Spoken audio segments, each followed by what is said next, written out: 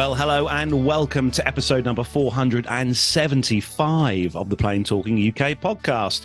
I am Carlos, and in this week's show, we've got a flame-grilled Range Rover.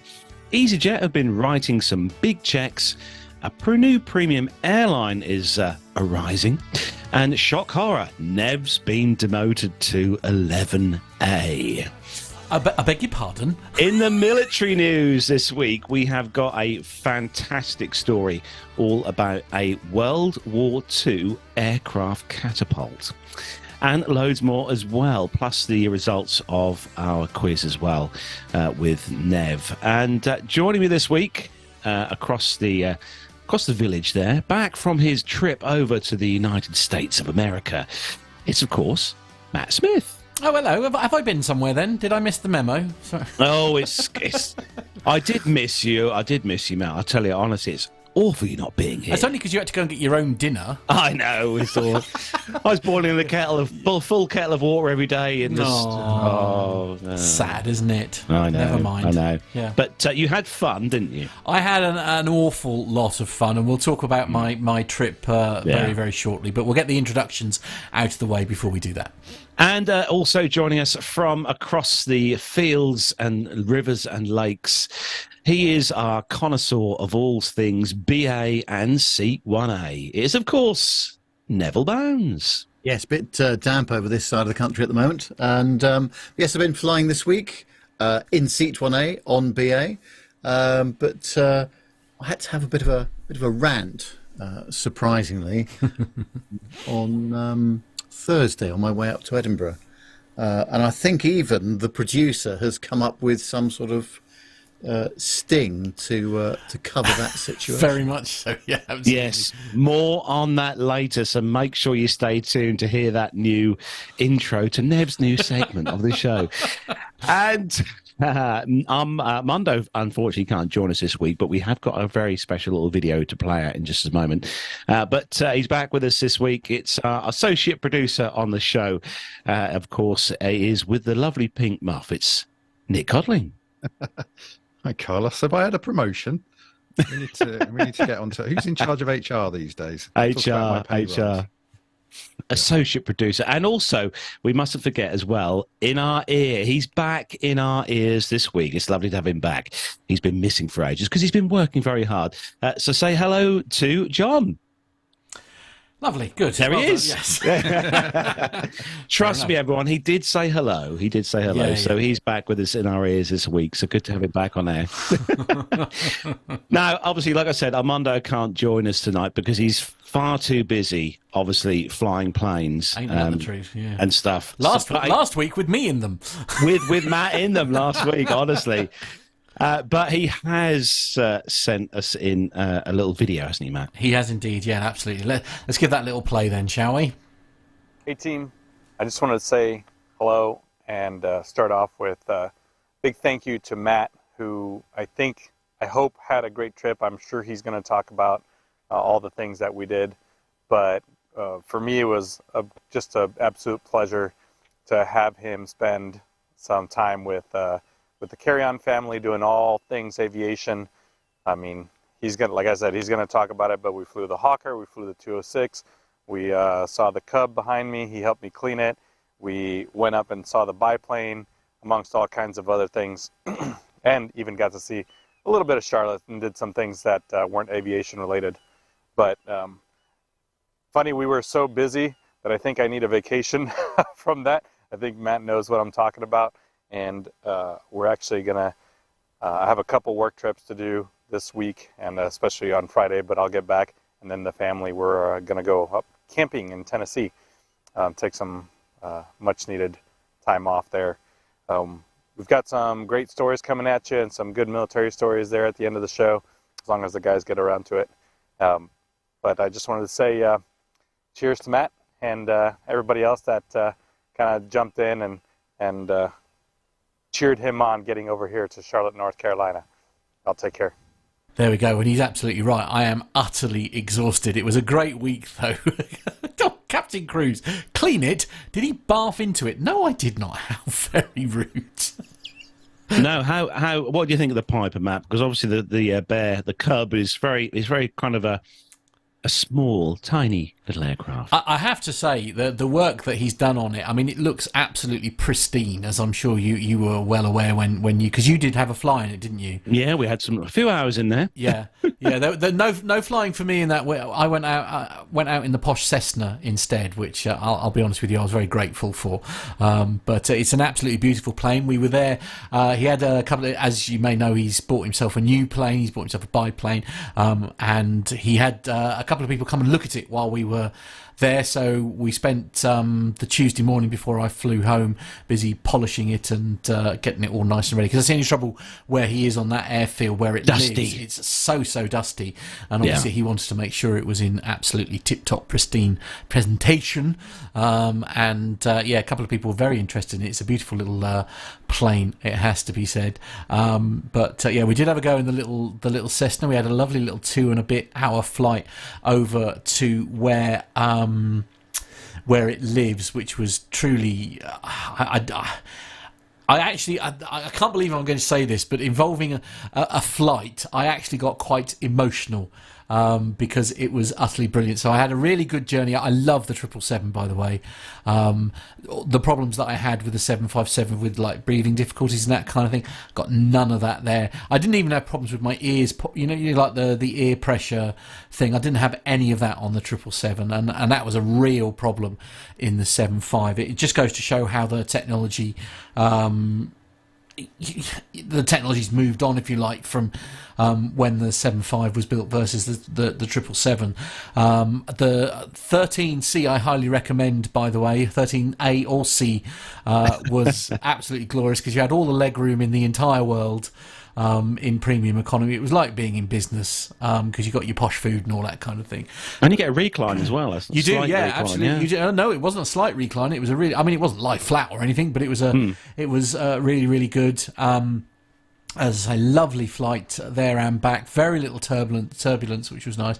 The food was incredible.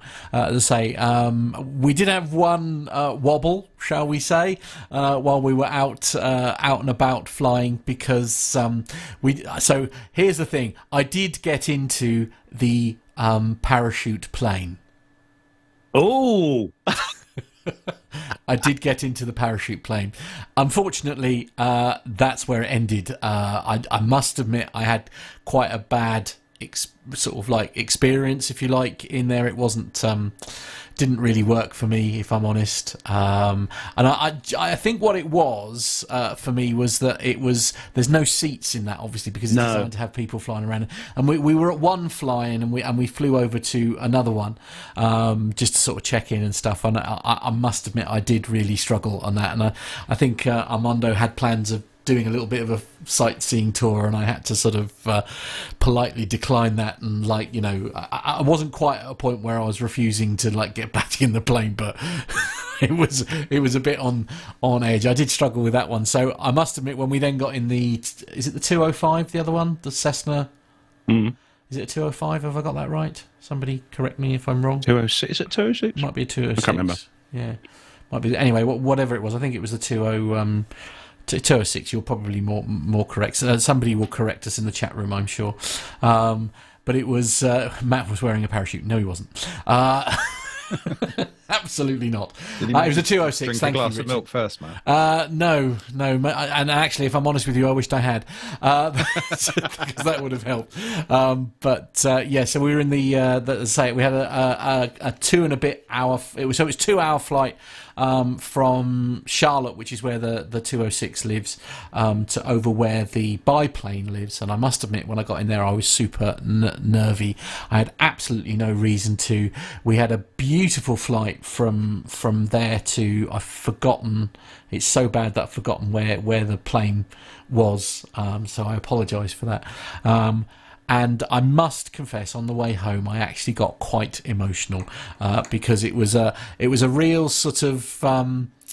I guess it was a real sort of moment for me where it was just like, I can't believe I'm doing this. And we had a beautiful sunset as we were coming into land, because we were quite late back towards the end of the day while we were getting ready to sort of like, you can just see in the video that I'm playing here if you watch on YouTube, the beautiful sunset. And I have to say, I had a classical piece of music on playing in the background through the fantastic Bluetooth headphones that were on the plane. I was Look at those pappy lights. I know. Perfect. I know. Two white, two red. Of Perfect. Course, yes, it was Armando flying. What do you expect?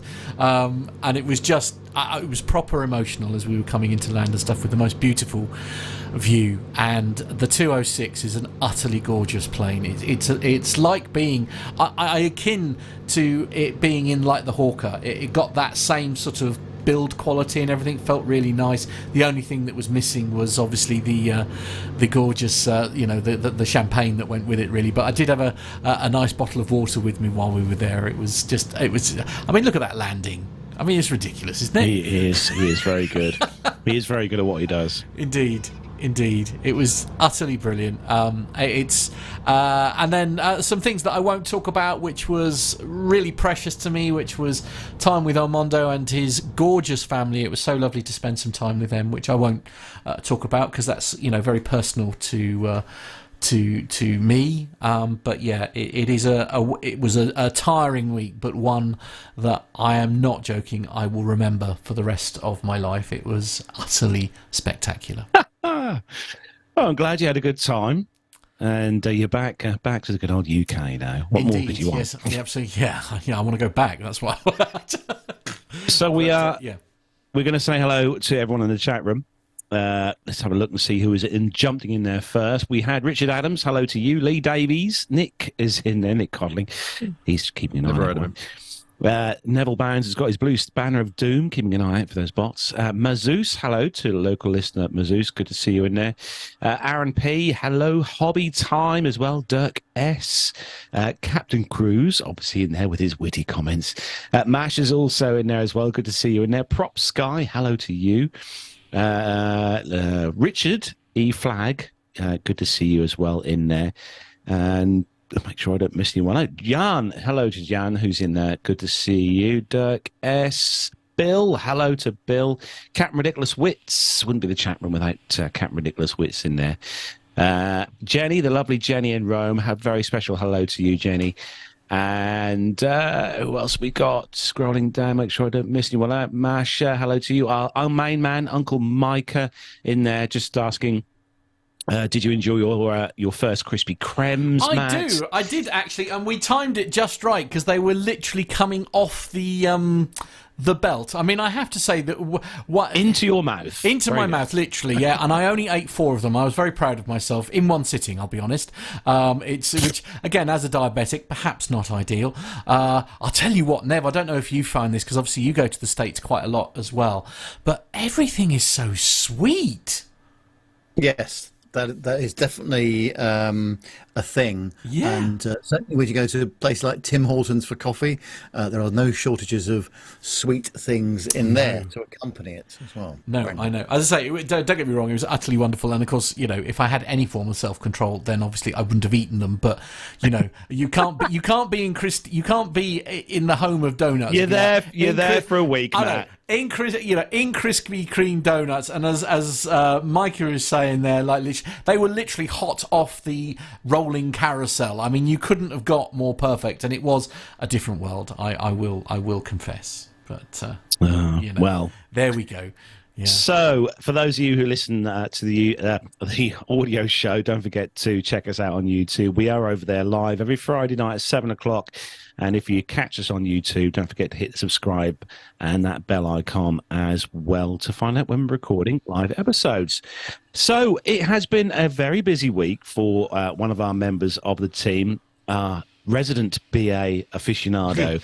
And it is, of course, that time of the show where we have a new segment to bring you. So over to you, Neville Bounds. Attention, this is the final call for British Airways Flight 475. Paging from house with Mr. Neville Bounds. Your seat 1A is waiting for you. Well, once again, we're not short of material for this new segment. Whether we'll be playing it every week or not, I don't know, because I'm not flying every week. But once again, the boarding of the aircraft. Yes, it's a difficult thing to do, isn't it? And BA did not excel themselves at all on Thursday. However, they're doing the usual business of, we'd like to check in lots of bags, please, because there's not enough room on our A319 for everybody's bags. Not true, in my opinion. I was travelling with a colleague, Daniel, who I work with, and I'm not very good at travelling with colleagues, I have to be honest. Oh, no. Not actually very good with travelling with Mrs. Nev either. But don't tell her that bit. No. Anyway, so I'm in the usual seat, and they want to check in bags. I'm going, no, forget all that. However, my colleague Daniel did not really know the protocol for this sort of thing, so he very compliantly checked his bag in at the counter. And the operative on the counter said, "Oh, that's fine, Mr. Daniel." I've nearly said his surname then. "That's fine, Mr. Daniel. Your bag will be first off when you get to Edinburgh." Yeah, that's a bold promise. I mean, the comedy value in that statement is massive. I mean, was it? Anyway, how surprising. And, of course, more delays. Got to Edinburgh, couldn't attach the jetway to begin with. Then it was attached. And then we were already late for a meeting in Edinburgh. And we waited nearly 40 minutes for his bag. Wow. The carousel. And it was one the last off as well. How surprising. Of course it was, yes. So we just carry on with this ridiculous stuff. And I don't know why they do it. I don't see any value in it whatsoever. But they tried it again on the way back. But actually, they're a little bit more Menzies ground handling at Edinburgh, a bit more savvy to this. So they just said, "Well, we're looking for volunteers." So I said, "Dan, don't you dare. Don't you even think about it." I'm sure he's had his fingers burnt now. I don't think he'll do it again either. Well, there's been some good things. So he had his first trip on the Heathrow pod at Terminal 5. So that's a game changer for him. So that's compensated, I think, for the events of Thursday. A couple of things about the flight. Actually, on the way back, just a big shout out to Kyle, who was the in-flight lead. Really good job. I've met him once before, actually, on a previous flight. So that was nice, and we kind of recognised each other. And also, I was sat next to a very nice family in the first row that were going to Washington, to the Smithsonian Museum. So they were going from Edinburgh via Heathrow to Washington. So if you're listening, I gave them one of my cards, as you do. I hope you have a great time. Well, you'll probably be there by now, hopefully. And but there we go. But no, that's my terminal tantrum for this week. Checking in bags at the counter. Don't do it. Attention, this is the final call for British Airways Flight 475. Paging for passenger Mr. Neville Bounds. Your seat 1A is waiting for you. There we go. Thank you, Nev. I love that we finally have a little stinger for it. That's glorious news. Yeah, it's very good. Very good. For a while, yes, and there it is, present and correct. I look forward to the next rant, Nev. Yes. Yes, you might have to wait. Well, actually, we're off to Gran Canaria, Mrs. Nev and I, at the end of the month. So normally on domestic flying, there's not too much of an incident. Although, of course, they did lose my bag the time. So there's the possibility for more content, certainly. Lovely. Look forward to it. Okay. So we've got loads of stuff to get through on the show this week, and loads of great stories for commercial news and military as well. So if everyone is ready. Indeed. Captain has turned on the seatbelt light. Please take your seats and fasten your seatbelts.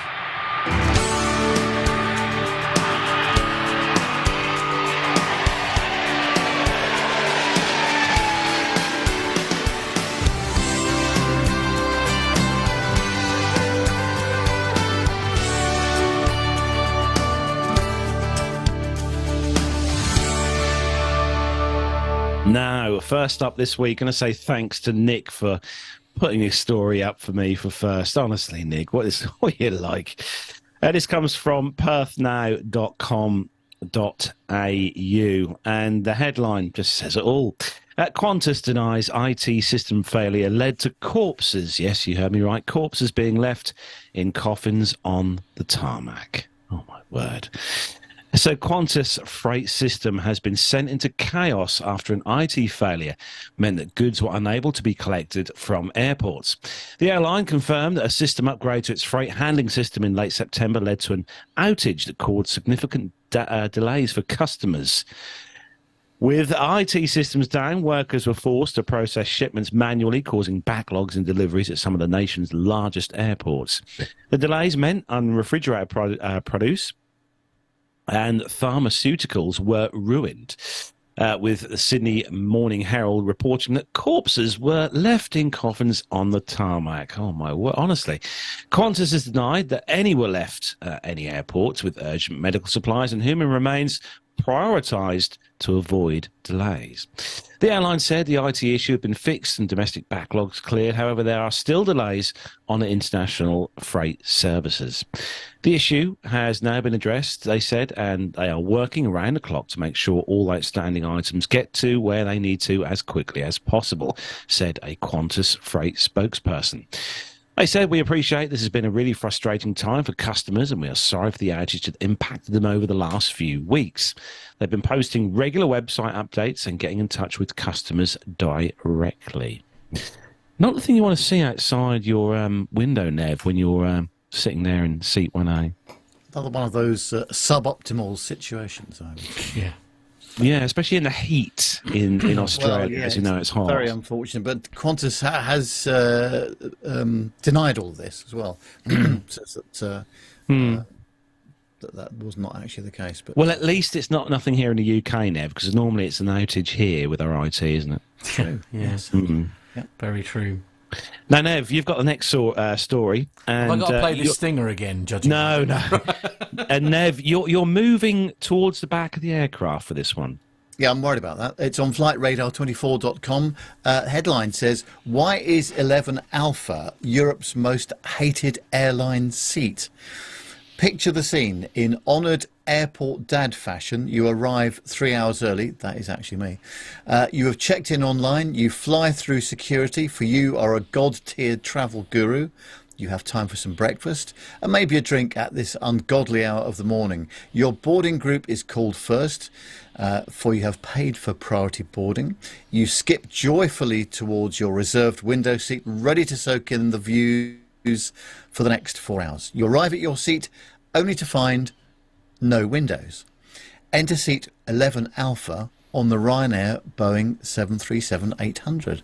Well, this seat has been a harbinger of both hilarity and fury for Ryanair passengers over the years, leading to an almost endless stream of jokes, complaints and memes across social media.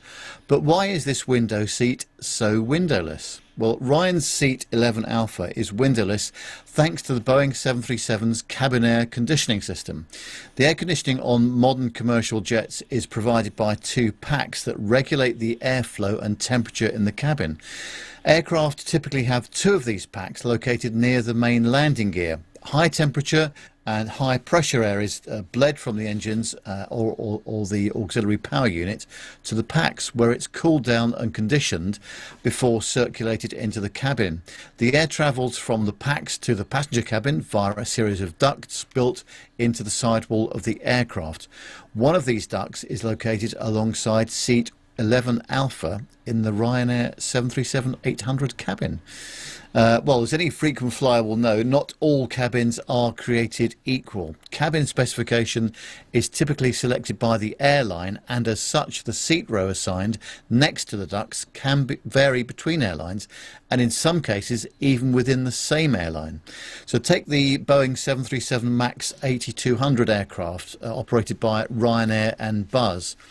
The higher density cabin layout has shifted the placement of the windowless seat one row back to 12 Alpha.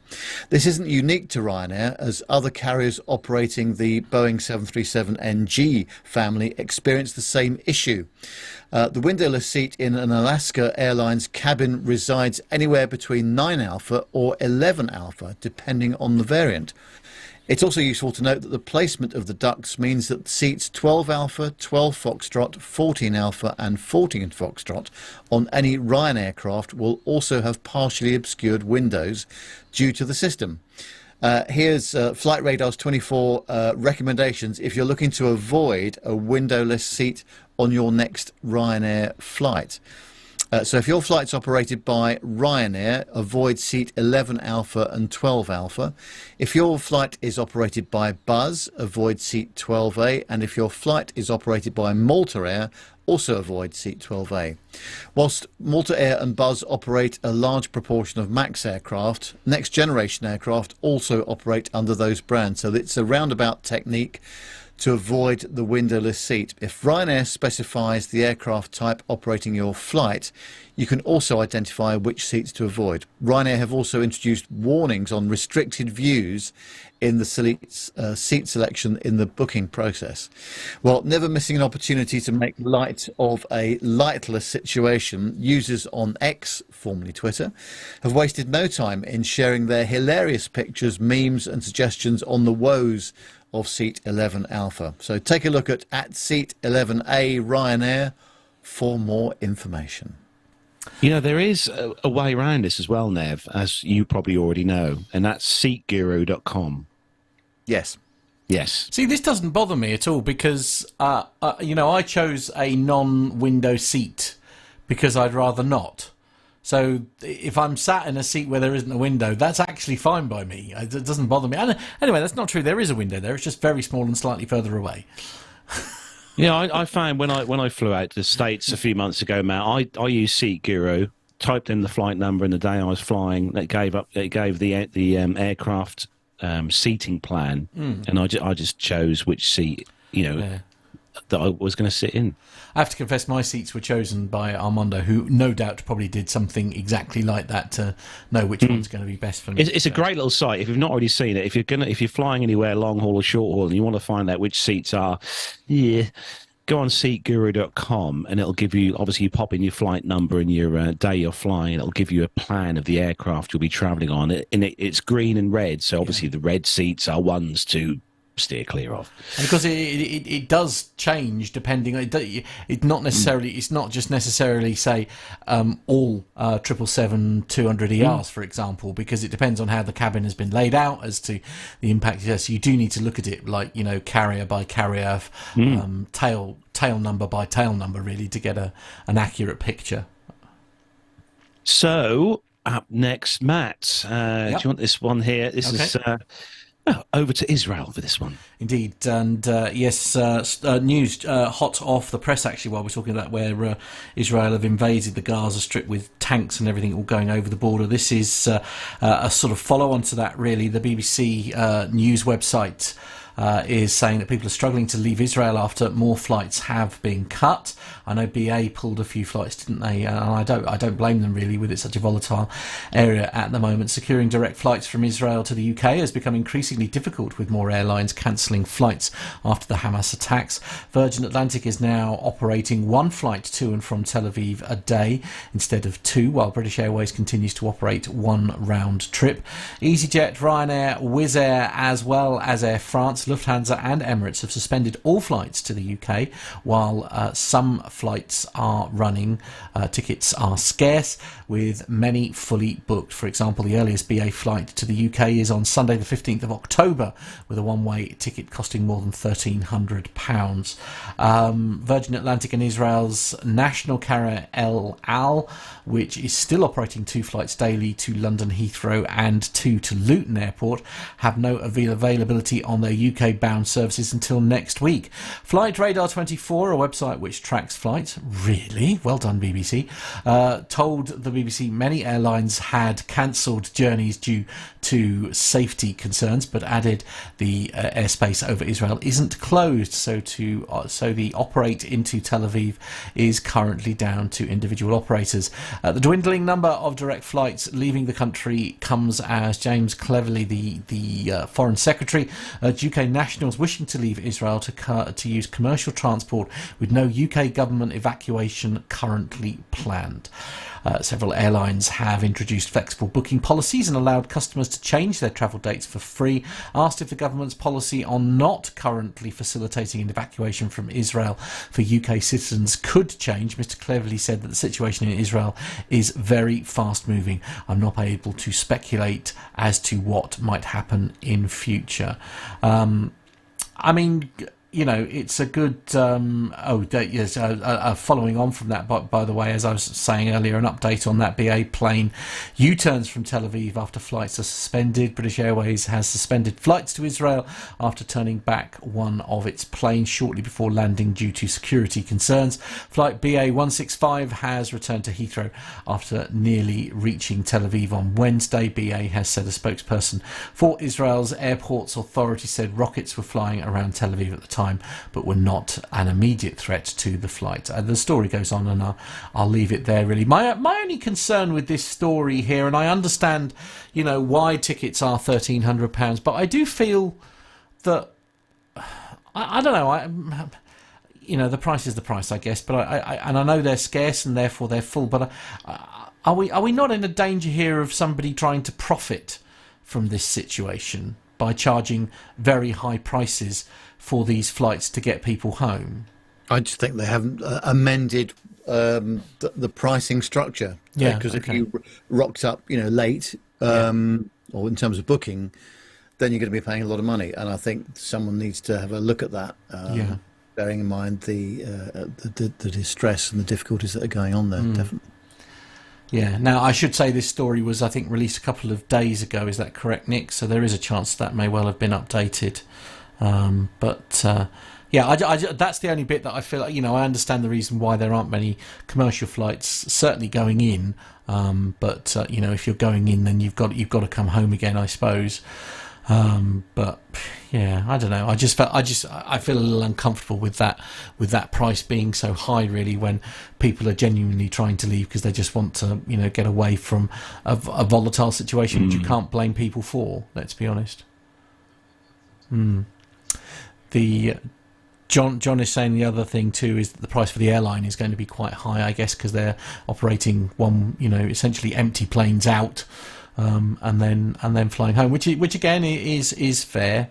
You know, perhaps the issue is that when there is a situation like this, and of course it hasn't been declared as an evacuation, has it? And I guess that will have an impact on repatriation. You know, where either government flights or other airlines would assist in, you know, sort of getting home, because presumably the government chip in when there's repatriation flights taking place and stuff. So, yeah, indeed. I just hope everybody who wants to get away from there can do sooner rather than later. So moving on to the next story, and this comes from the bbc.co.uk, and it's a story that hit the headlines this week pretty hard. I think anyone in the aviation industry would have heard about this, especially if you live here in the UK and fly from Luton, which is where I'm flying from, hopefully in December this year. The Luton Airport, its burning car said to have set fire or started the car park fire that hit there this week. Footage has emerged of a burning car which could have caused a massive blaze at Luton Airport's Terminal 2 car park. The video was said to be taken shortly after the fire began on the third floor of the car park late on Tuesday evening. Two women who filmed the car were there to pick up their relatives. They said they saw a fire, but the fire extinguisher for the floor was used, so they had to go to another floor to take another fire extinguisher. But the moment when they came back to the car, it exploded and they couldn't go near. Tens of thousands of passengers are thought to have been caught up in this disruption after the fire stopped flights from taking off or landing. Speculation, rumours are that the fire started with an EV. Now, I saw this online as well. It was kicking off on Twitter, especially about this. But they were quick to quash that. So the cause of the blaze, which has damaged nearly 1,500 cars, and obviously sparked that chaos. And just as a note as well, more than 100 firefighters battled through the night to extinguish this inferno. The Chief Fire Officer Andrew Hopkinson said that they didn't believe it was an electrical vehicle which started a fire. Now, he's a fire chief for Bedfordshire Fire and Rescue Service. He said it's believed to be a diesel-powered vehicle that started the fire at this stage, which is all subject to verification. And then the fire quickly spread rapidly across the car park. I mean, we all saw the videos online of this, obviously kicking off. I mean, there was a video late on Tuesday evening after this had been going for about an hour, I think it was, on our local news station. And it was a fire, like it was just an inferno. It was an absolute inferno. I mean, it's infected a lot of families. Obviously, there are a lot of families who are parked there who are currently on holiday, who are obviously set to return home in the next few days and the weeks and stuff. And it's terrible how this has happened. So, before we sort of get into that, Carlos, though, do we know if this was a short? Do we know what sort of car park this was? Because it may have been a short stay car park rather than, because they are normally separated, aren't they? So you normally have. Yeah, I think this was the long stay. It was a long stay because it's the one that's set on 3 levels. So I think this was the long stay one because we're booked into there for this year. So you're not now. We're not now. Stay car park now because they won't be going anywhere. I would. Yeah. Well, no, quite. I just want. I mean, the one thing that's and I'm speaking from the experience I had, obviously with the car fire that I had here. My only worry for those involved is going to be who's going to be responsible insurance-wise. Yeah, that is the thing, isn't it? When you claim insurance and you say you've got to, I assume, Nev would have been right in saying you'd claim against the car park. Well, technically, as they, if they technically you would be attempting to claim from the insurance of the Range Rover.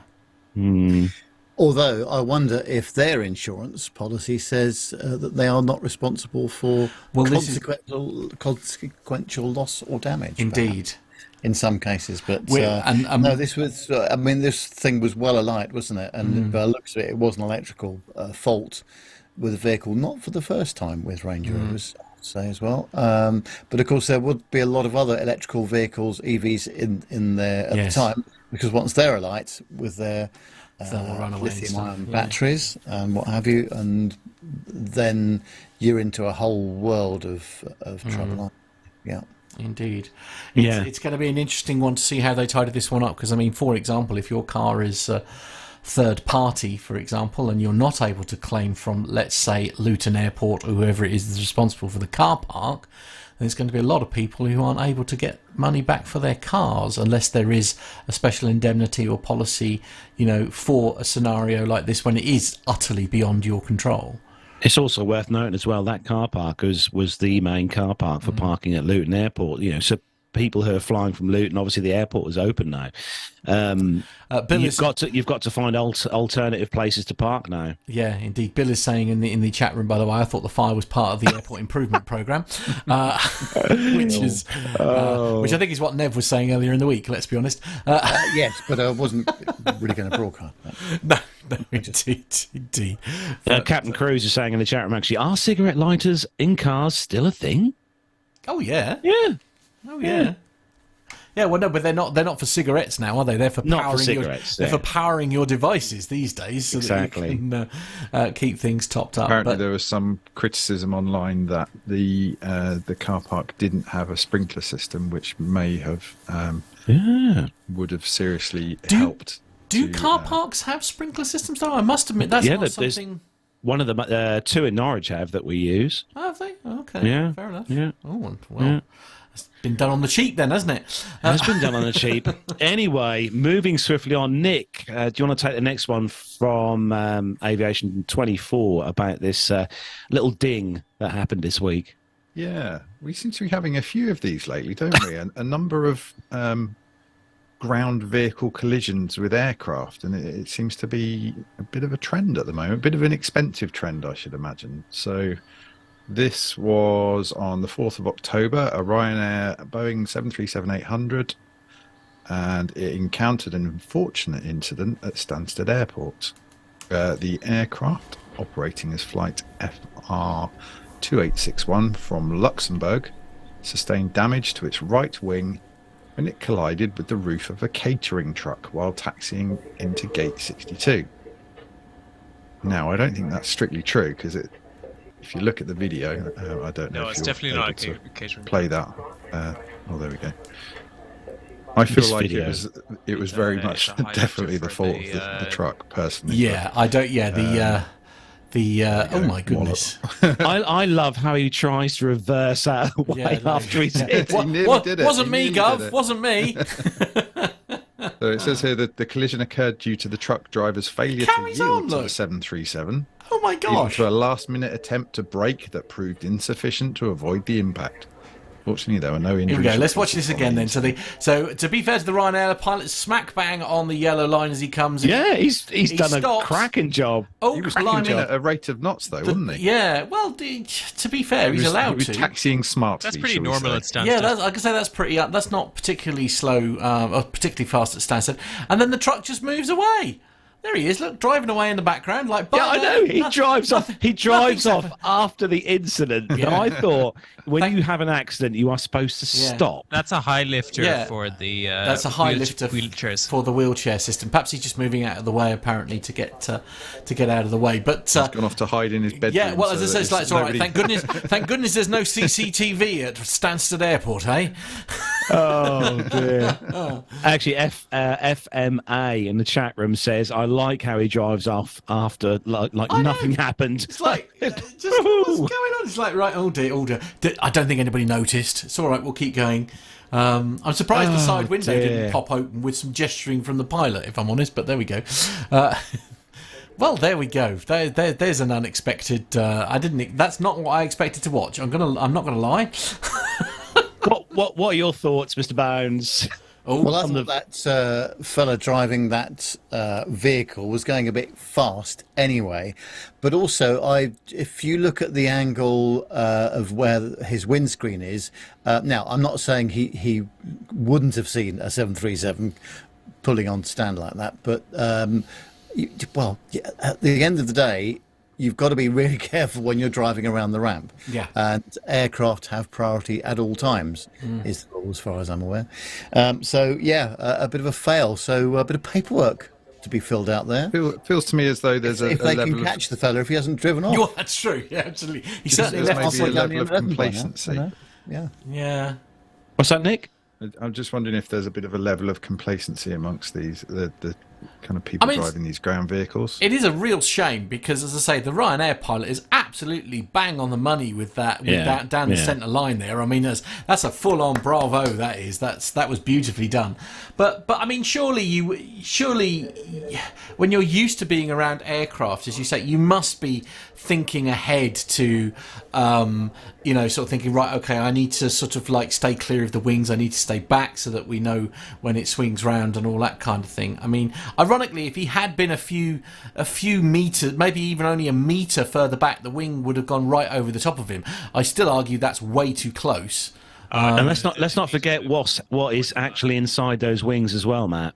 Right. Well, fuel, yes, absolutely, Yes. which is not good. Needless to say, there have been a lot of very angry Ryanair people there because this plane's obviously now going to have to go out of service, and we all know what a catastrophic effect that has on schedules if one of their planes is taken out of service, unexpectedly, especially when it wasn't their fault, in my opinion.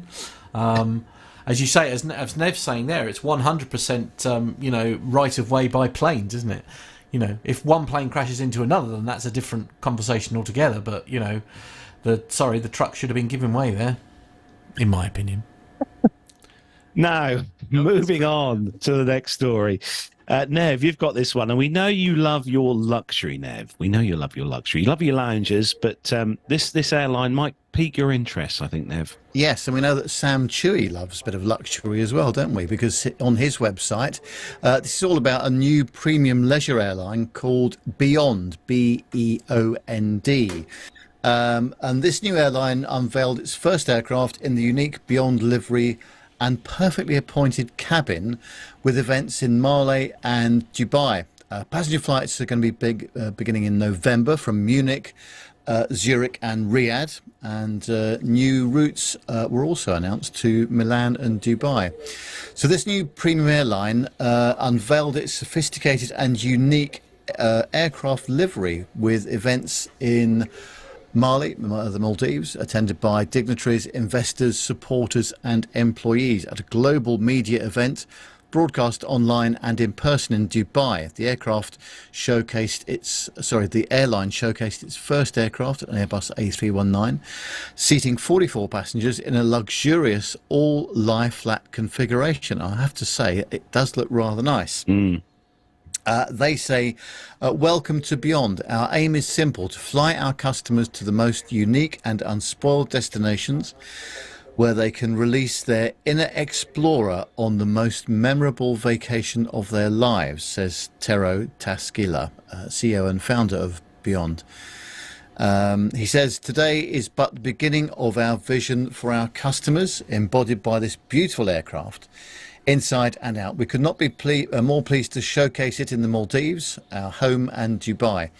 We wish especially to thank the government of the Maldives and our supporters there, the Maldives Civil Aviation Authority and SIMDI Group, each of whom believed in our vision for a new airline in Maldives.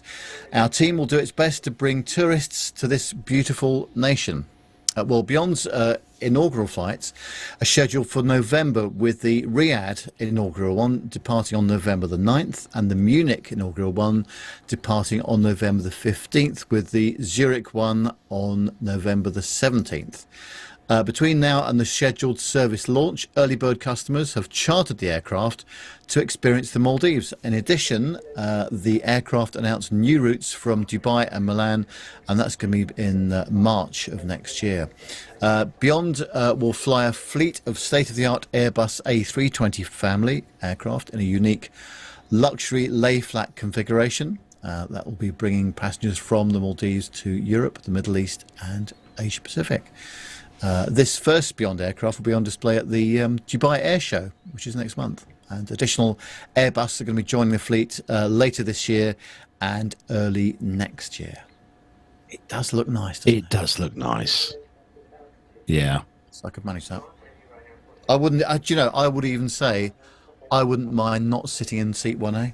Whoa. Whoa, About that? that's huge. That's a bold statement, isn't it? It is, absolutely. I mean, I'm still desperate for you to sit in seat 1A on a Ryanair plane, I'm not going to lie. Yes, well, we haven't managed to do that yet. But No. I wonder why heels are being dragged on that one. It's far too busy at work. Right, okay. It's in planning, Matt. It's in planning. Don't worry. We haven't got Don't a worry. plan, but yeah, we need to just make it all line up. Just promise me you'll have a medic team standing by afterwards, because I think you're going to need it. Yeah. Well, I hope this works anyway. This whole luxury kind of thing works. I hope it works for them, because it has failed for other airlines in the past, hasn't it, Mr. Bounds? As we all know. Yes, I mean the thing is that the BA 001 and 002 services from London City to JFK via Shannon did do quite well, and they had 32 seats on an A318 aircraft.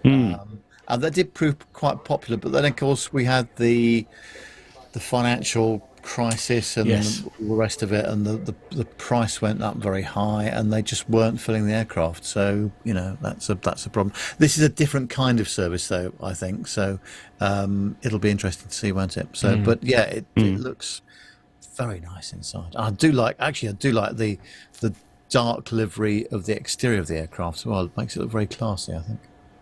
Yeah, I like that. Bit of a business jet look to it. Isn't it? Dirk is saying in the chat room, by the way, just check their prices.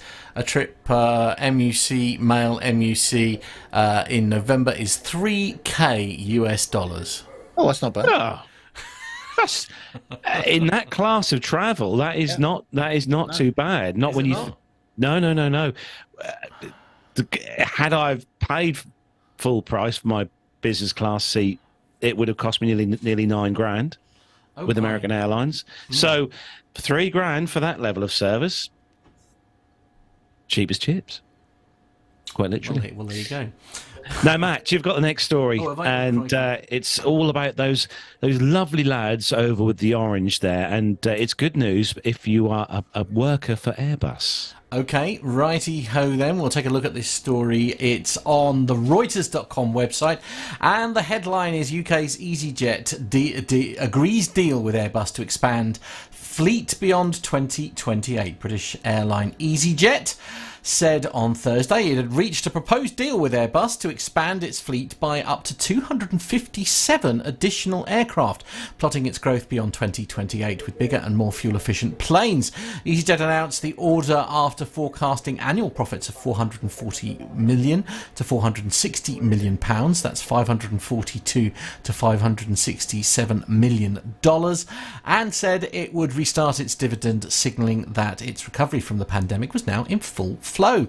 Our strategy is achieving results, and so today we have set out an ambitious roadmap to serve more customers and deliver attractive shareholder returns, Chief Executive Johan Lundgren said in a statement. The airline, which competes with Europe's biggest airline low-cost carrier Ryanair and British Airways, said that it was targeting a pre-tax profit of more than £1 billion in the medium term. Bernstein analyst Alex Irving said that it was a very confident outlook. EasyJet believes it has a road to much higher profitability than the street does. If they are right, numbers will need to come up, Irving said. EasyJet said the proposed aircraft purchase, which is subject to shareholder approval, would add 157 plus the rights to 100 more, with the majority being the larger A321neo planes for delivery between 2029 and 2034. The airline said that the terms of the deal with Airbus were attractive, and it gave the airline certainty of aircraft supply. EasyJet, which only flies Airbus planes, said it considered Boeing as part of the competitive process.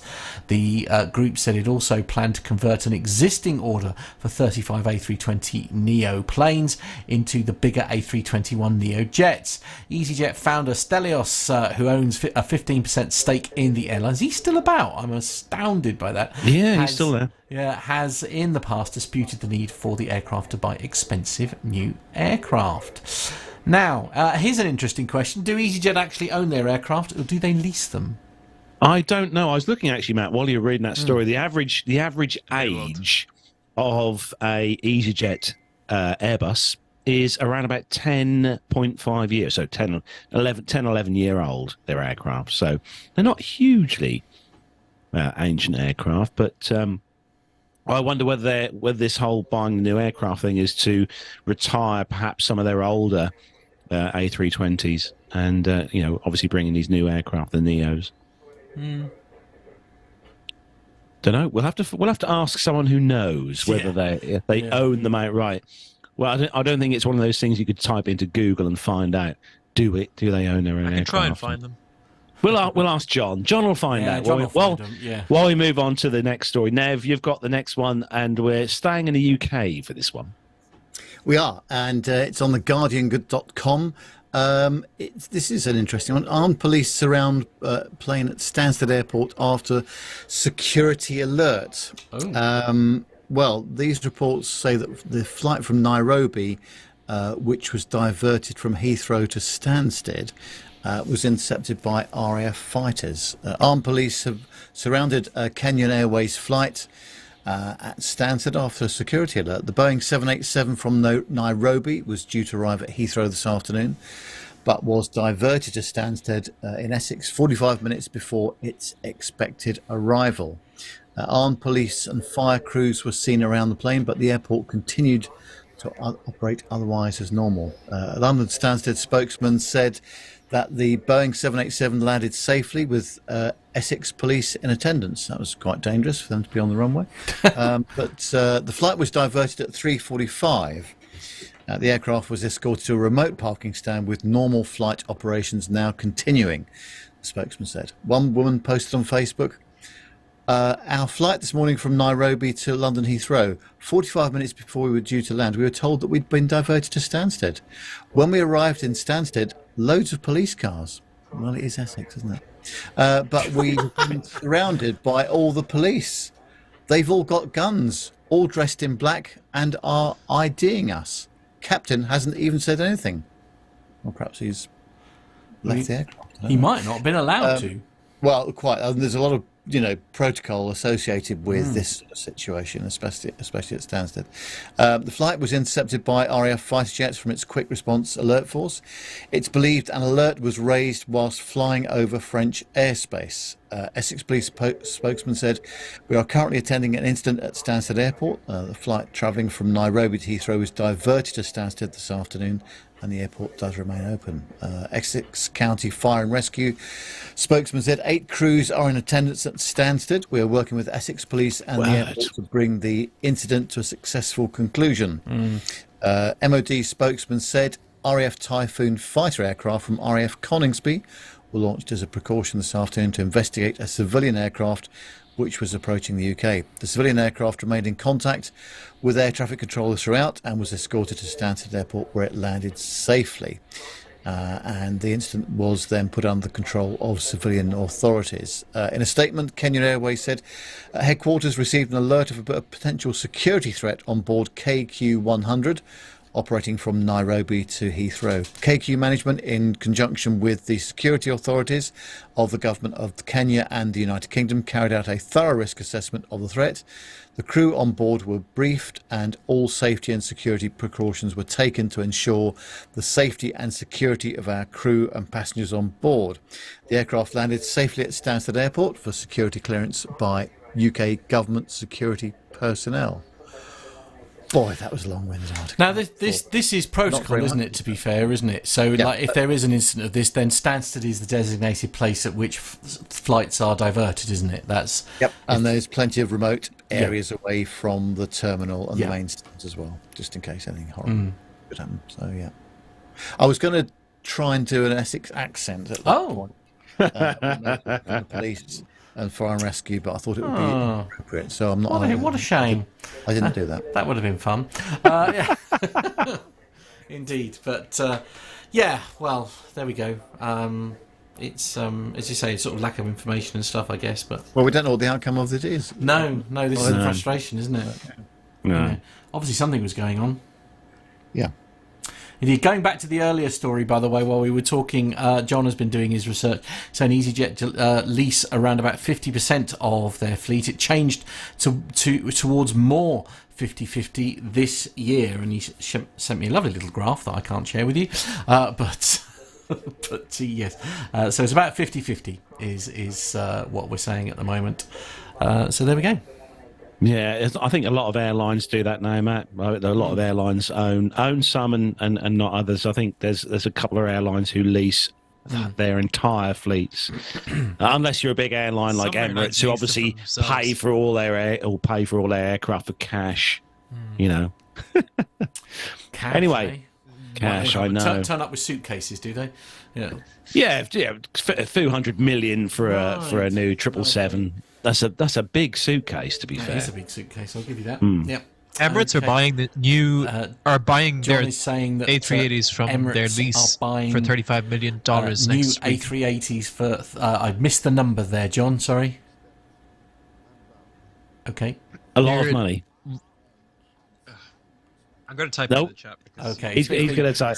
Typing it Anyway, in the chat, moving swiftly on the show then. Now, Nev, obviously we had the book quiz a while back. You've had the results from that. We've got the names obviously in the app. You pulled a winner. I think have you pulled a winner out yet? Well, this has come as a bit of a surprise to me because I thought we were doing this after the military. But okay. We'll do the military next then. That's fine. I'm happy to do it now if you wish. If everybody is prepared for that moment, we can do it now. Yeah. Okay. We can do that. What was the book, Nev? What book did we have on offer? The book was and is this one, Facing Armageddon, with the RAF on Christmas Island, 1961 to 1962, written by Chaz Hall. Mrs. Nev, unbelievably, has actually read this book my goodness. from cover to cover and thoroughly recommends it. There we go. It was a very good read. That's good. Love that. Okay, there we go. Here we go then. So the question was, how many Airbus final assembly plants are there around the world for their commercial aircraft, and where are they located? So the answer is there's two in France actually, one in Toulouse and one in Marignane, which is the helicopter plant, final assembly plant. There's the Airbus one in Alabama, USA. There's two in China, one of which is the heli final assembly plant. There's one in Hamburg in Germany and one in Mirabel in Canada. So I was, although I didn't specifically say it, I was actually after the whole commercial range, which obviously does include helicopters as well. Ah, helicopter curveball, like it. Yes. So there we go. But let's have a bit of a rummage through the correct answers. Well, there's loads of answers in there. I'm impressed. There are actually. So yes, let's just. And being our wonderful listeners, they're always correct answers as well. They nearly always are. Yeah, absolutely. So the winner of the book this week is Andrew Hall. Andrew, can't remember if you've held up the camera there saying to you. Can't remember if you've got your address or not. I will write to you in a second anyway, just to confirm that. And I shall go down to the post office tomorrow and post your book to you. Thank you very much to everybody for taking part. Excellent. Well, I think Andrew's one of our. Yeah, and I've got Andrew's number. I'll ping him a message, and let him know his. I may well have his address. One there. You got okay. Have a look. Yep. But no, well done. We in the haste to get the show on the road this evening at 7:00. We haven't got anything lined up, but I will be posting a quiz and a prize on our social media this week. So if you keep your eyes on Facebook, I will probably pop that on there. Actually, probably this weekend I should get that on there. So keep your eyes on there with a question as well and a book to win. So keep your eyes on Facebook if you are on there. Up next then, it's time for some military news, and I know that Nick especially is very excited about the the story on the military news this week, because it is very interesting indeed. Hello? Matt, you still there? He's gone very quiet, hasn't he? He has gone very quiet, hasn't he? As if he's left the building. I think Matt has disappeared. Well, we'll carry on chatting anyway. Just trying to find the... Sorry, we've got a technical issue. Hang on. Where's that noise coming from? What noise is that? Well, there's some... I can hear a radio. I think it's your mum's telly downstairs. No, it's definitely coming in my headphones from somewhere. Yeah, we have had this throughout the show, actually. Mm. Have we? Yeah, Yep. A couple of listeners in the chat room Yes. too. I don't understand where it's coming from. Okay, try that. There we go. I think I found it. I think it was the Twitter video we played earlier. Oh. There we go. Right, okay. Anyway, as you were, you did the intro, okay, didn't you? So I just need to play the stinger.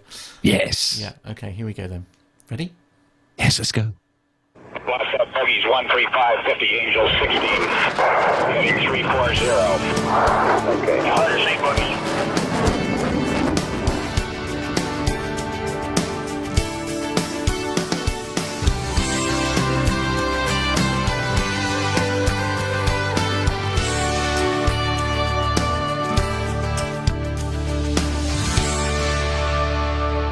So the first story in the military news segment this week, and it comes to us from bbc.co.uk, and I know listener Sturman would love this because he's very much into his metal detecting of World War II aircraft bits and pieces. But this is a World War II experimental catapult unearthed by archaeologists. So an experimental catapult designed to launch World War II bomber planes into the sky has been excavated. The prototype Royal Aircraft Establishment Mark III catapult was unearthed at the site of a development at the Harwell Science and Innovation Campus in Oxfordshire in the UK. It was made to enable takeoffs using shorter runways so the aircraft could be loaded with more fuel. The contraption was built between 1938 and 1940 when the site was RAF Harwell. And however, the project was abandoned without ever launching an aircraft because the engines would wear out and the design did not properly fit the bomber planes.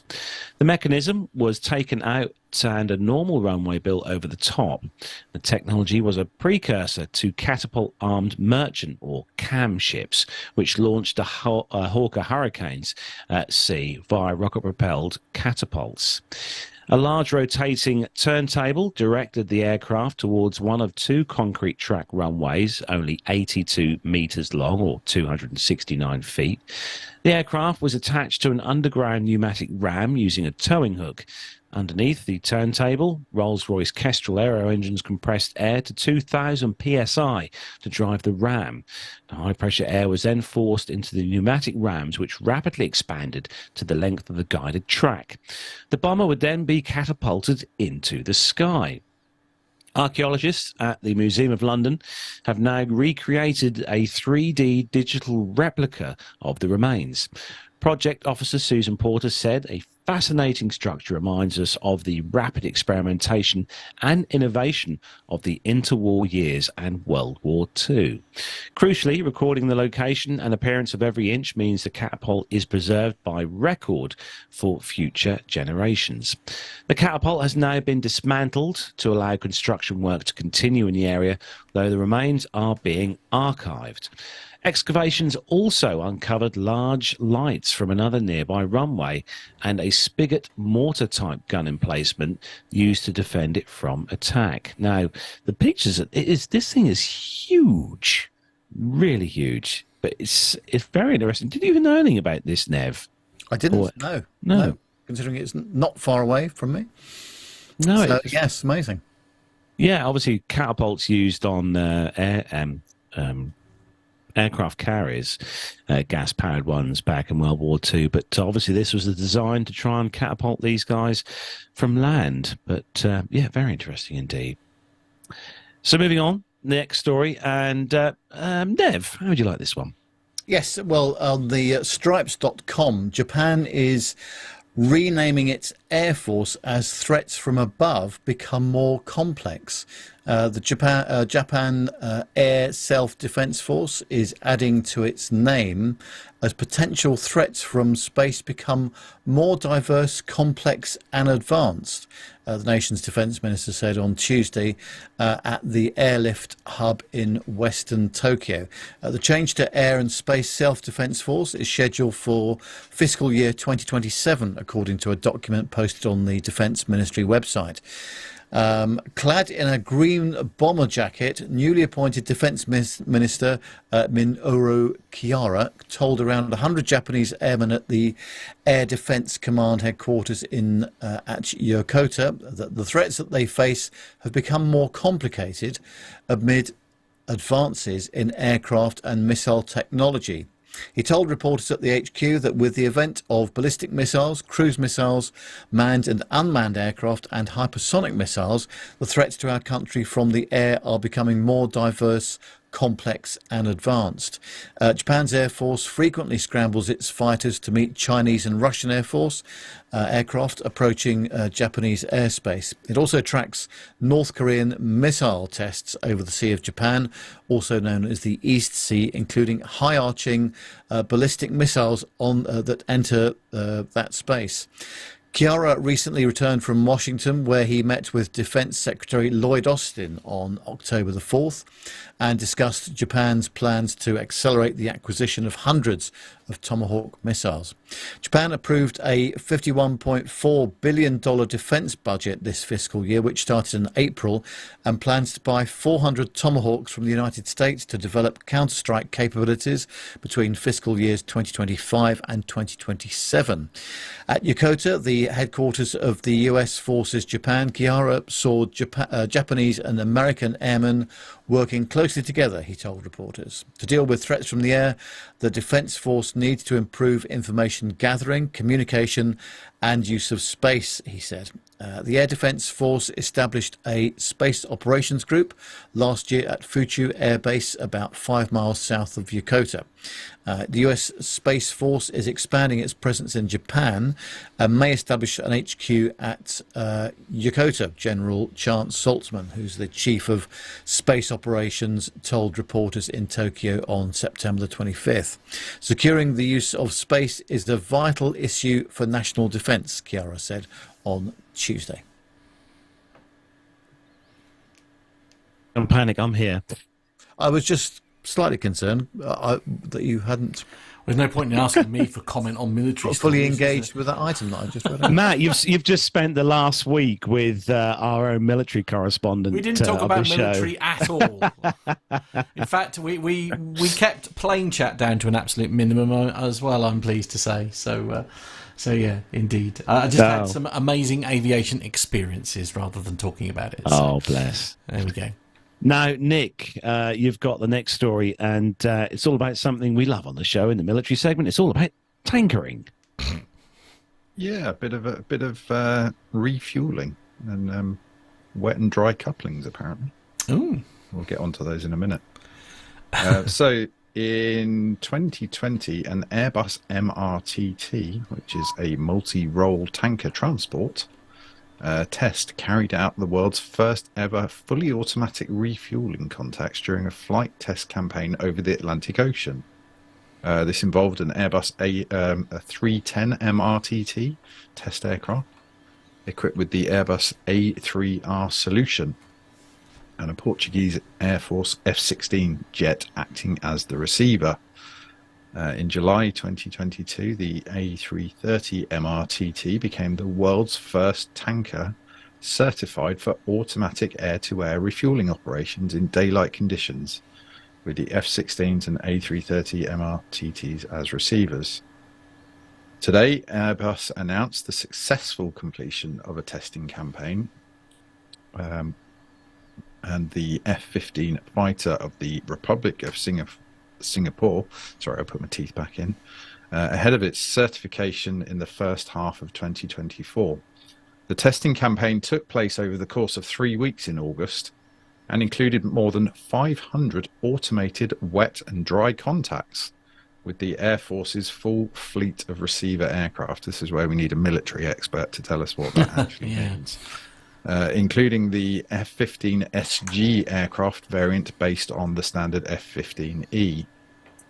The flight tests with the F-15 SG were conducted in Singapore under the supervision of the Spanish Certifying Authority, the National Institute for Aerospace Technology, and covered the whole operational AAR envelope in different weather conditions. The test campaign also included a night A3R and involved also Singapore F-16 receivers, with the purpose of enabling night capabilities with the automated system. The way the A3R system operates is particularly interesting, as it needs ARO, air refueling operator, to simply monitor the operation. And in fact, once the system activates, it's the A3R system that flies the boom automatically and keeps the boom alignment between the boom tip and the receiver receptacle with an accuracy of a couple of centimeters. The proper alignment and the receiver stability is checked in real time to keep a safe distance between the boom and the receiver, and to also determine the optimum moment to extend the telescopic beam to achieve the connection with the receiver. After the plug, the fuel transfer is initiated to fill up the receiver aircraft, and once completed and the disconnection is commanded, the boom is cleared away from the receiver by retracting the telescopic beam and flying the boom away to keep a safe separation distance.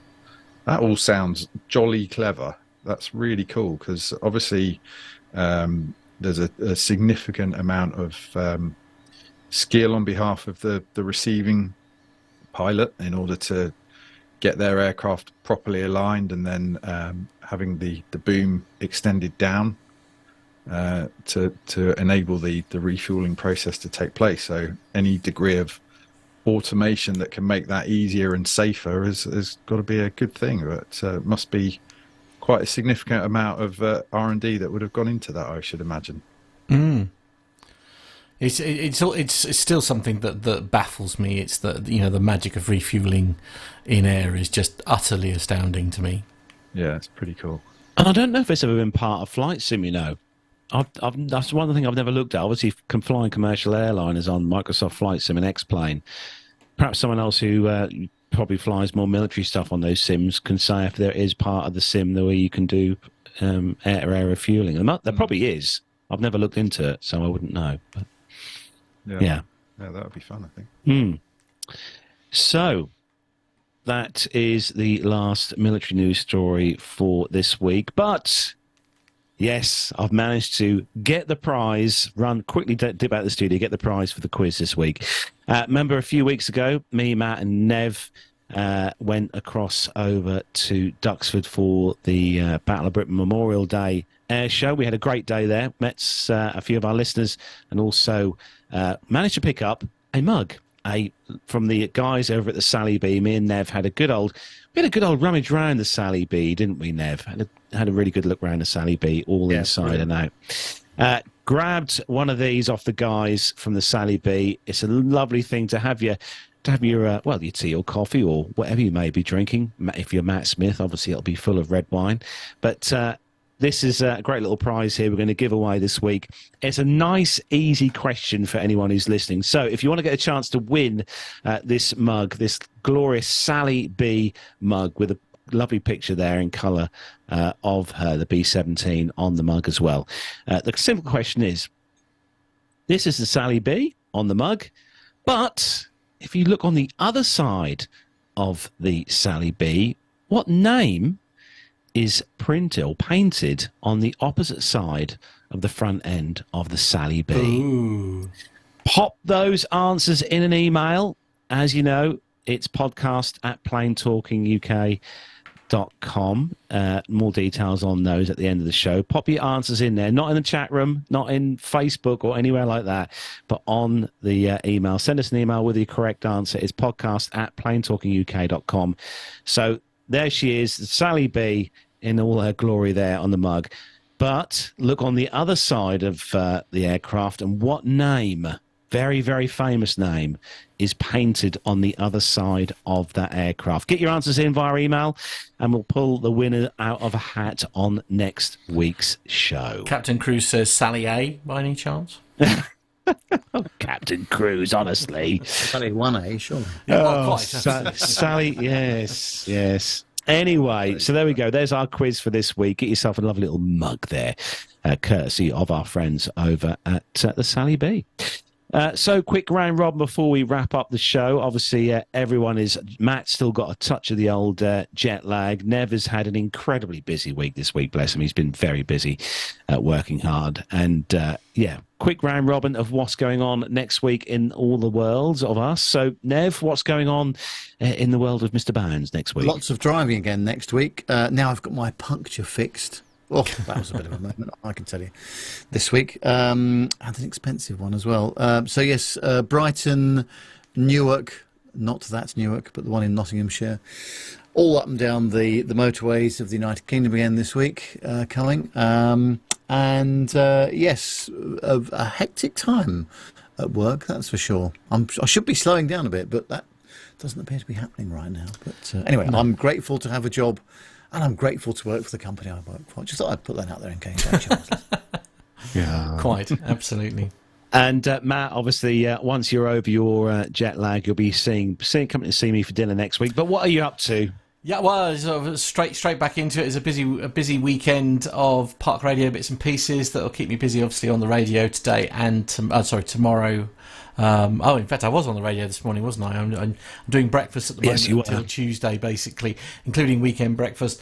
And then 2 Park Radio events, one at Oktoberfest over at the Oaksmere in Diss, and then on the Sunday I'm here in Bungay with the Food and Drink Festival. So lots of Park Radio bits and pieces. Fun fact for you, when my colleagues stay in Diss, because one of our big customers, as you know, is in this. I do, yes. They stay at the Oaksmere.